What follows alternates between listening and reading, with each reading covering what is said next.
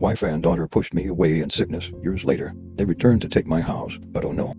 I was diagnosed with late-stage Hodgkin's lymphoma. When I found out, I was shocked. I was active, ate well, and kept up with my yearly checkups at the doctor. However, the oncologist told me no one really knows exactly what causes cancer. I had a chance of survival, albeit small, but I was going to have to undergo rigorous chemotherapy. I was ready and willing to fight for my life. After getting my diagnosis, I sat my wife of 15 years, Mary, and Linda, my teenage daughter, down to tell them they were devastated. But I assured them I'll do my best to fight the disease. I was more than worried about my family's dynamic, though, because the doctor warned me the chemo would be debilitating, and that I would need as much support as I could simply get. Also, the oncologist warned me most marriages don't last the course of the treatment. I expressed these concerns to my wife later that night, and she assured me that she'd do honor our vows, stay with me through sickness, and do everything she can to help me. I had a very good insurance, sizable savings, and a trust fund left to me by my late grandfather, so while my treatment would blow a hole in it all, it would not leave us destitute. Our house was also paid off,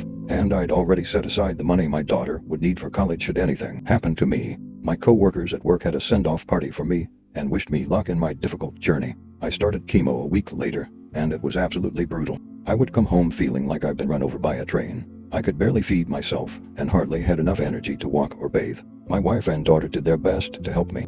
They brought me meals, kept up with the housework, took me to chemo, and made sure my prescriptions got filled. This lasted for 2 months. I could see my wife and daughter becoming increasingly agitated with me.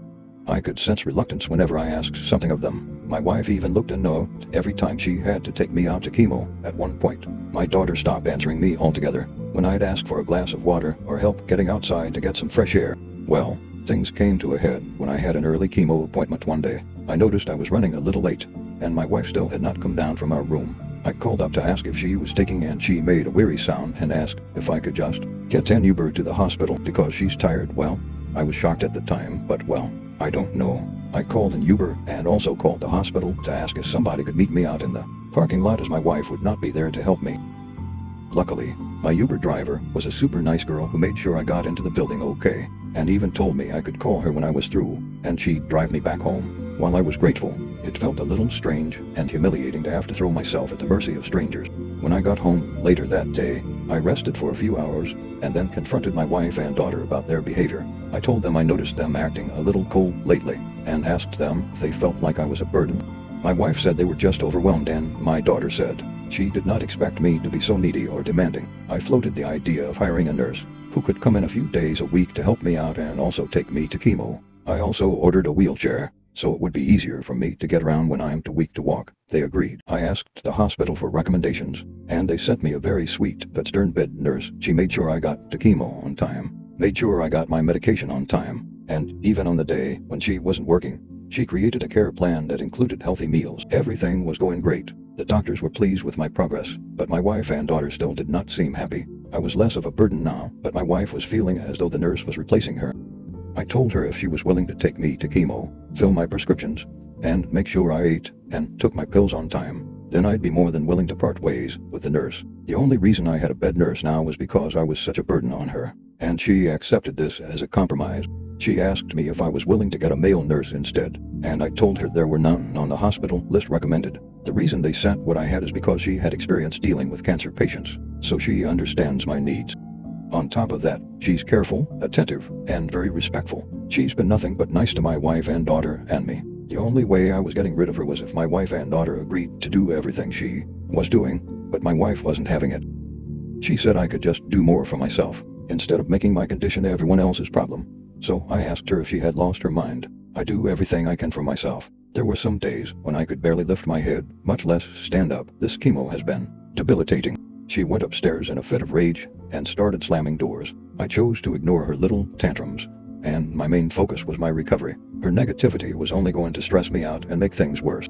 Later that night, I got a call from my mother-in-law, who lives 2 states away, asking me why I brought another woman into her daughter's house. It was technically my house in my name. I owned it before we got married, but I decided not to be petty. I explained very politely that I needed help, and the amount of help I needed was more than her daughter was willing to provide, so I had to bring in a bed nurse, as the arrangement we had before was too much of a burden for her daughter. I had at the very least 1 month of chemo left. So long as the cancer did not persist or get more aggressive, the nurse would not be around that much longer. She did not seem convinced but left me alone. which was all I wanted anyways. Everything was normal for about a week after my treatment was still going smoothly.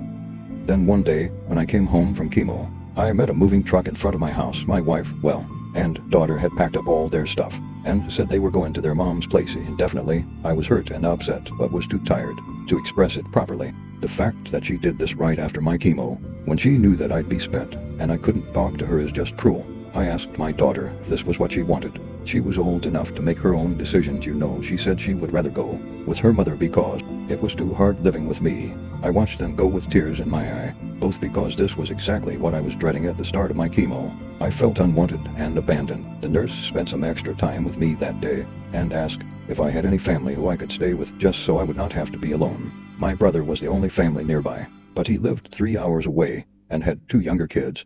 Even so, he said he'd take off work to be with me until I could find a more permanent arrangement. When he came by, he was furious about what my wife did, calling her selfish and ungrateful. She never had to work a day after we got married, and I made sure she never had to wait for anything. My brother was only able to get a week off from work, but he offered up another solution for me. His wife's sister, Kara, was going through a brutal divorce and needed a safe place to stay until she could get back on her feet. Her husband was the breadwinner, so she did not have much money and could not afford to rent on her own. She was currently at university studying radiology on a scholarship. My home was closer to the university campus, so hey, it worked out perfectly. I'd have someone in the house with me in case of emergency, and she had a place to be away from her crazy soon-to-be ex-husband. I told my brother I'd be fine with the arrangement, and she would not have to pay rent since she'd already be putting up with me. She could have her pick of her bedrooms, I didn't care. My wife and daughter had taken everything except the bed and dresses. My brother stayed out the rest of the week, and his sister-in-law Kara arrived on his last day. He helped her get her stuff,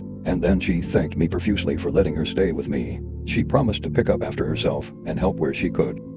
She's a super nice girl. I told her she would not have to do that much since my nurse would be coming in 7 days per week instead of the usual 4. I said my goodbyes to my brother and helped Kara get settled as best as I can. Things went well for the weeks that followed. I miss my wife and daughter, but I guess I was the only one feeling that way because they didn't even call or check up on me. Kara was a huge help. She did all the grocery shopping, most of the cleaning, and even helped with meals for me. She did not complain once. A month and a half after my wife left, I was declared cancer-free. Ringing the bell at the hospital was the highlight of my year. My nurse asked me what I wanted to do first now that I was pretty much cured. I filed for unilateral divorce. Then I focused on the next steps. Recovering from cancer, it was a journey in itself. I slowly regained my strength, my hair, my scar started to heal, and I was putting on weight.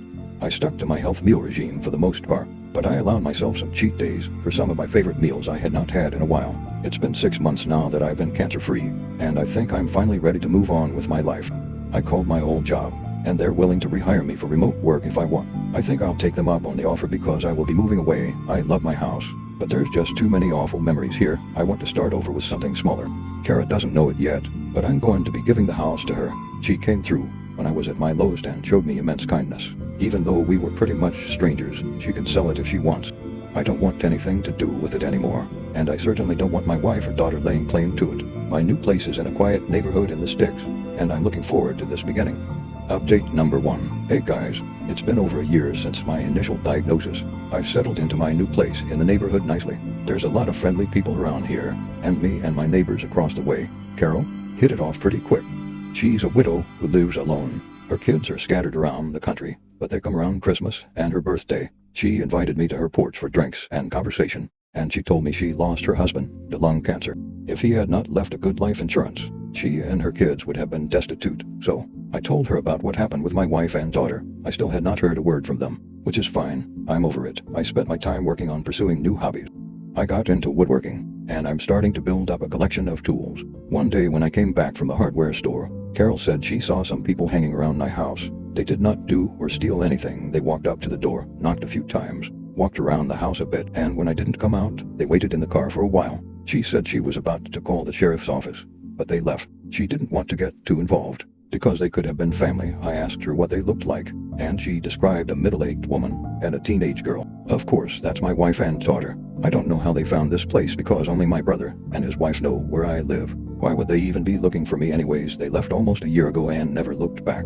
Carol told me that if they came back, not to come out, then she'd see what they wanted. This is great because I have no desire to interact with them after they abandoned me. When I was at the lowest point in my life, I called my brother later that night and he told me my wife and daughter had been around my old house, harassing Kara and her roommate. Luckily, she had documented proof that the house was hers and was in her name, apparently. She lied to my wife and said that she bought it from me, which I think was the right move because if my wife found out I gave the house away for free, she would be livid. Still, I feel bad that Kara had to go through that, and called her to apologize directly. Hopefully the next time they come around, I can deal with this for good. I'm not sure if my wife knows about the unilateral divorce or not. I'm pretty sure my lawyer mailed a copy to her mom's house, but I guess they could have thought it was junk mail and just thrown it out. Either way, I don't care. She and I are no more. Update number 2. My wife and daughter came to the house again. This time it was earlier in the day. While I was working, I heard the knock and checked the cameras, and sure enough, it was them. My ex-wife still looked the same, but Linda had grown a lot. She was practically a woman now.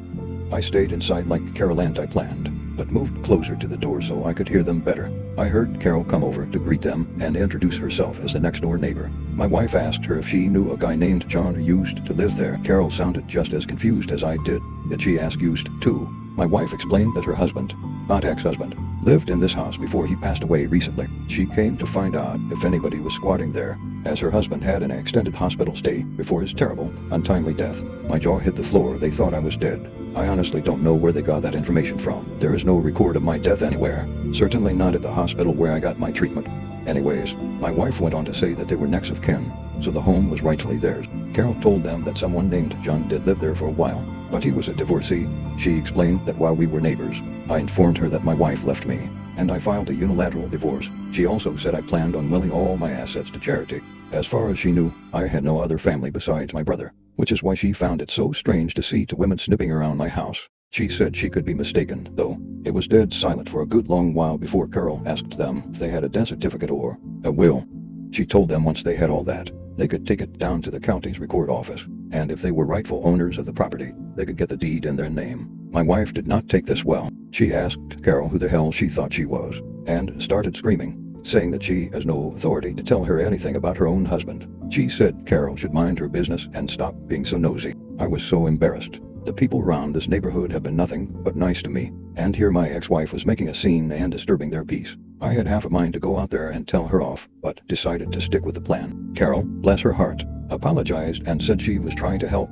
She went back over to her home, and shortly after that, my ex-wife and daughter left. I waited until after work to go over to Carol's place and apologize. She said it was fine, while she found my wife's behavior repulsive. She thought the outburst was kind of amusing. I wish I could agree. I knew my wife could be a little hot-tempered when she was upset, but that was way too far. If she comes back, I'm definitely going to confront her and tell her to leave me to my peace. 3. She came back again yesterday. I was sitting in my home office when I heard a loud crash. When I went out to the living room, my front window was smashed and people were outside screaming. I thought there was a maniac on the loose. I wasn't entirely wrong. It was my ex-wife. She smashed my window and my neighbors were out there trying to stop her. Apparently, she'd been out there kicking up a fuss for a while, but I didn't hear it because I had my noise-canceling headphones on while I was doing some work. Heck, I wouldn't have heard her if I did not pause the mic just to take a break.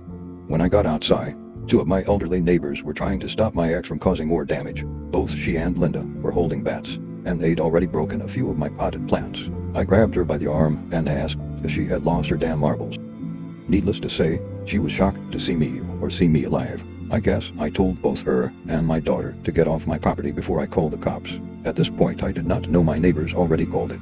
She seemed hurt by my words and asked why I did not contact her. After I got better, she and Linda would have come back. I told her when we got married, we made vows to stick it to each other. Sickness and health, and she broke that, and I wanted nothing to do with her anymore. She's no longer my wife. I sent the divorce papers months ago. I asked her again to leave. Then she asked, what about our own daughter? She's going to college next year, and I can't afford the tuition on my own. I said your daughter was fine with abandoning me too, and I'm ready to give up all my parental rights to you. You all should have thought of that before you abandoned me. I don't want anything to do with either of you. After hearing that, she went from upset to angry. She starts screaming at me, calling me selfish and heartless, which I found hilarious. She's the last person who should call anyone selfish. I screamed back and called her an entitled jerk. I said to make sure she never got a dime from me again. And then she swung at me with a bat just as the cops showed up, and they immediately arrested both her and my daughter. They asked if I wanted to press charges, and of course I said yes. My ex and daughter started crying as loud as they can, as they're being loaded into the back of the police car, and I didn't feel bad for them at all. I had everything that happened on camera, including my wife smashing the window, and I'd already submitted it to the police after work.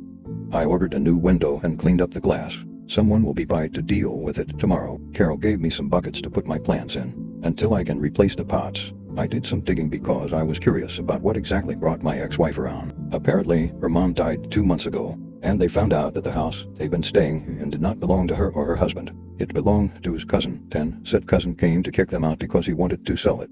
Now that both of my ex-wife's parents were dead, my ex-wife and our daughter sold most of her parents' belongings, and have been living in a motel for a while. When they came back to our old home and saw a car there, they assumed I died and went snooping around for recordings of things they own and bought. And that's how they found me. Anyways, they're being charged for vandalism, the attempted break-in, and the attempted assault, since Linda is a minor. She's getting community service, but my ex-wife is for sure going to serve some time since this was obviously premeditated. I'm thinking about getting a restraining order too. At least for now, I won't have to worry about her again for a good long while.